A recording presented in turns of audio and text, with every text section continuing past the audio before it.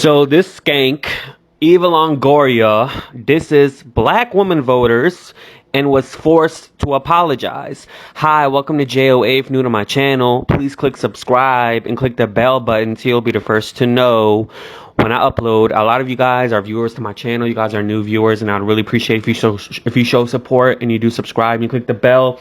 I'm not like these other YouTubers who don't connect with their followers. I sincerely do appreciate each and every one of you, and I try to like the comments and reply to my comments, or if you guys need me to reply to you, I do as well. And I do get a lot of people that come for me, and I may say something out of the ordinary that a real person would say, as if you're a family member or a friend or someone on the street. Like, I'm gonna put you to the ground with maybe a language that you're not really supposed to use. Okay, so I want you guys to watch this clip of this woman here, this fake Barbie, and then I'm gonna come back with some more. On Tuesday night at 9 p.m., what you just walked us through, the huge margins I walked through in the last segment, the power of young voters, and particularly a diverse coalition, and really people of color, but specifically women of color, putting Joe Biden over the top, and what that means. If that all just exploded along with, a clear electoral vote margin a Tuesday night, that might have sunk in. Instead, we had a lot of other stuff between then and now that doesn't really matter. And so I wonder what you think about that, because going forward, this is also about power. And does the Democratic Party understand why it's back in power?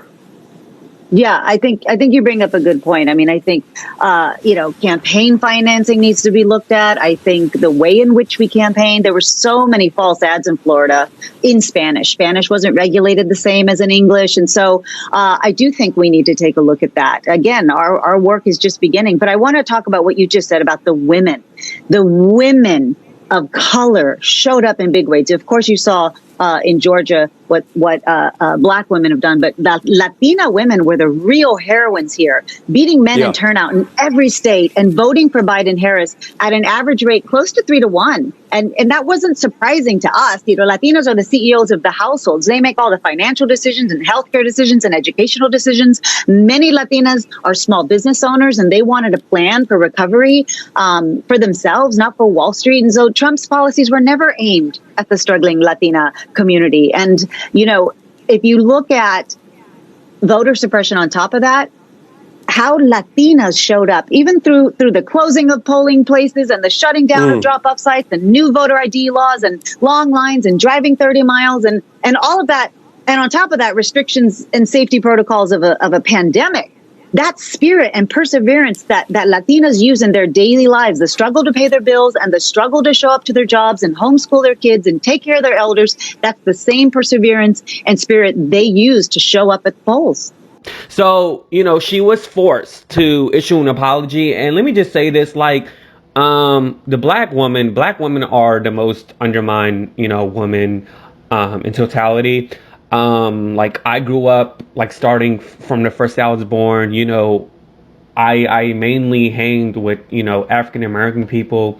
And like growing up, I really didn't see an issue when it came to race. And you usually don't, because when you grow up, you're not taught. I mean, you're taught to basically see color. But when you are young and, your imagination is full of, you're full of imagination. You're not really taught about, what really goes on, so it's just really been probably till like maybe like, for me personally in high school, when I personally had to deal with an issue because of where I come from. And so from there on, it just went out, and then it sporadically increased when Trump got elected.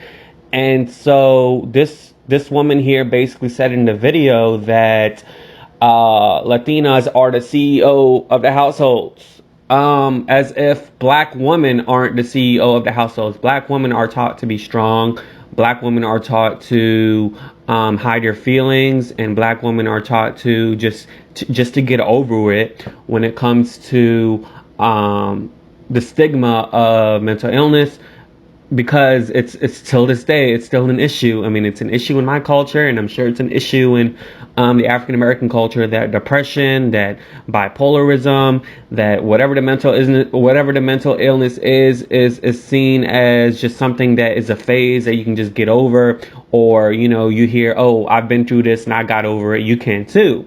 So and like, black women make up 13% of the black people overall make 13% of the population, but yet there were more turnout with black women than Latino women. And I hate the fact that I have to talk about this, because I don't think we should compare who voted for Biden or what race voted for Biden. But, this woman on here brought that up when she was interviewed by Membler, and she was forced to issue an apology. I'm sure she paid Kerry Washington, who was her friend, to speak out on her, saying, I know Eva like a sister. We have been in many trenches together. She's a fighter for all women. Read below that. Read below. This is what she meant. This is how she truly feels. And before I read you her apology, I sent out a tweet to Al Cardenas, who is Aaron Navarro's husband, and they are friends with this woman, Eva Longoria. So I tweeted him, all right, get your friend Eva Longoria. Please tell her to stay out of politics. She's highly ignorant. And one of my followers, one of my friends on Twitter, wrote, so effing disappointed on her and AOC. And I simply replied saying, I'm not about to read what AOC said. LOL. My anger is high enough. I encountered so many RACIST Latinos in my lifetime towards blacks, and that I'm not surprised. Trump is gone, but they're using his rhetoric because they got comfortable. And my friend replied, yep, and I'm Latina. Black woman saved us again. Eva needs to be quiet now. And Al Cardenas saw the tweet, and he liked the tweet I wrote about, I'm not about to read what AOC said. And so he actually liked my tweet. And so basically, reading her apology, because she was forced to apologize because she's this mogul, quote unquote mogul, she writes, I'm so sorry and sad to hear that my comments on MSNBC could be perceived as taking credit from black women. When I said that Latinas were heroines in this election, I simply meant that they turned out in greater numbers and voted more progressively than Latino men. That's not what you said. But anyways, my wording was not clear, and I deeply regret that. There is such a history in our community with anti-blackness in our community. She's right, and I would never want to contribute to that. So let me be very clear. Black women have long been the backbone of a Democratic Party, something that we have seen played out in this election as well as previous ones. Finally, black women don't have to do it alone any longer. Latinas, many who identify as Afro-Latina, Indigenous women, AAPI women, and other women of color are standing with them so we can grow our collective voice and power. Together, we are unstoppable. Nothing but love and support for black women everywhere. You deserve a standing ovation. I don't believe her apology at all whatsoever. She's a businesswoman, so she has to do this. It's part of marketing. And so she also sent out a tweet saying, unstoppable, black women turned out 90% for Biden. I, as Latina, aspire to be as engaged, as effective as they are. Let me tell you this firsthandly, guys. I've been around Latinos for a very long time, and a lot of them, they are anti-black, and a lot of them are anti-other Latino countries. That's just how it is. And it is wrong. And we need to stop. We need to stop putting black people as people of color, because when you look at the rainbow, black isn't a color. And when you look at reality, black people are undermined even more as people of color. I am a person of color, and the black race has their own lane. So, and usually, all the time, actually, the people of color are seen as even superior to the black race and are treated even better than a black race. And even in the black culture with colorism, like people who are lighter skinned are treated better than their darker counterparts. So don't tell me that, or please stop comparing people of color and black people in the same sentence, because it's not the same, okay? So I don't believe what she said whatsoever.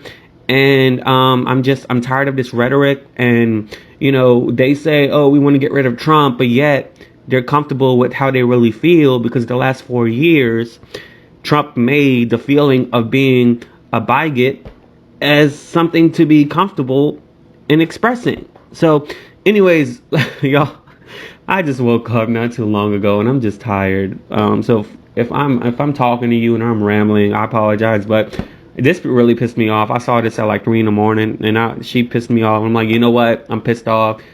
I'm about to diss this woman right here. But anyways, I mean, I have a lot of black followers. Let me know if you felt offensive towards this. A lot of people on Twitter who were non-black were coming to her offense and accepting her apology. I don't know why. If that's because we associate blacks with people of color when it's different, it's separate, which is why I highly agree with Ice Cube was doing, because he's right when he says that. But anyways, let me know what you think in the comments below. I'd appreciate it if you do subscribe. If you do subscribe and you click the bell, so you'll be the first to know when I upload. Deuces, yeah.